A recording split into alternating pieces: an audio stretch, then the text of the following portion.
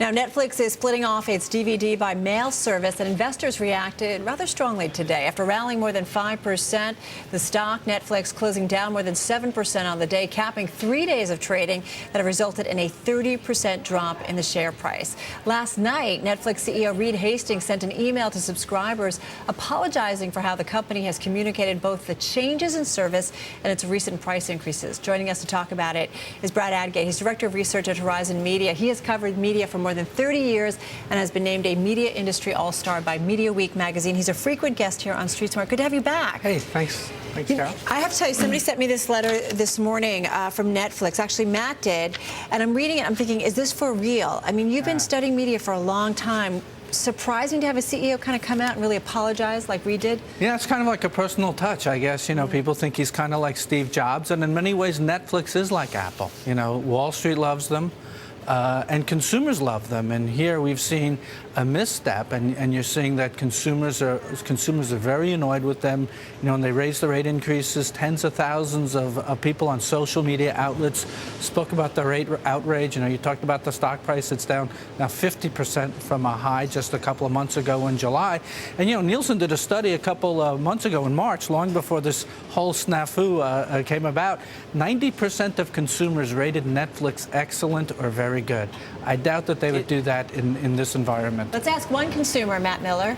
Well, you know that I've had my issues, and like you, Carol, I'm a recent convert to Apple as I got Apple TV. Now, obviously, it's not a huge seller, but I want to ask, Brad, was this letter a mistake from Reed Hastings? Because now every time I think of Netflix, I think of AOL and Borders Books, right? Because he sort of linked himself to those failing companies. Yeah, you know, it's very unusual, but I think you're right, because, you know, this whole DVD model is, you know, he spends Netflix spent $600 million on postage last year. It's the U.S. Postal company's largest individual subscriber, and you know where the post office is going lately. So things, you know, hopefully away. Well, or at least they're cutting back a day of service. So I think that you're right in a sense that there's a lot of competition out there.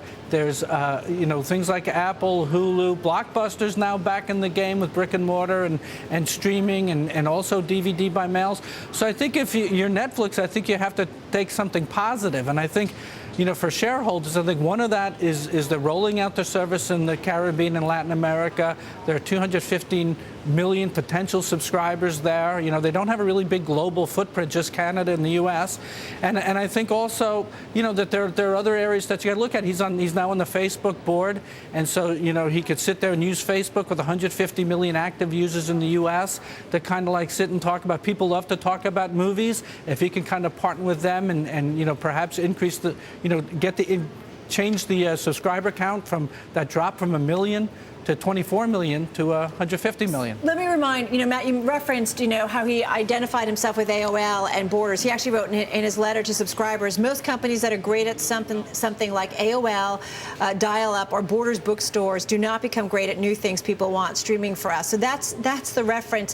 What about the DVD by mail service? Quick Start. They're giving it a whole new name. Yeah. They're stepping away from the Netflix brand. I mean, is it just a matter of time before they just close down this business, Brad? Yeah, I think it will be. You know, when they do their estimates, they have 3 million subscribers, DVD by mail. They're dropping it by 800,000 to 2.2 million. Look, the bad news for Netflix is they have far more content on DVD than they have on streaming. And they're getting away from that business and moving towards just streaming. And there are also two different consumers. The people who buy DVDs are different than the people who buy streaming. So, you know, who do you target? Where do you? Right. And, you know, they lost Stars. That's ending in February. I'm sure he's going to get some content agreement. He might even accept some advertisers and start selling revenue and create revenue from selling ad spots the way that cable and broadcast networks are doing. So there's a lot of stuff that could happen. I have to point out, first of all, Quickster, they didn't secure the Twitter handle, which a lot of people have been pointing out is kind of funny because the guy who is called Quickster tweets some very interesting off-color stuff.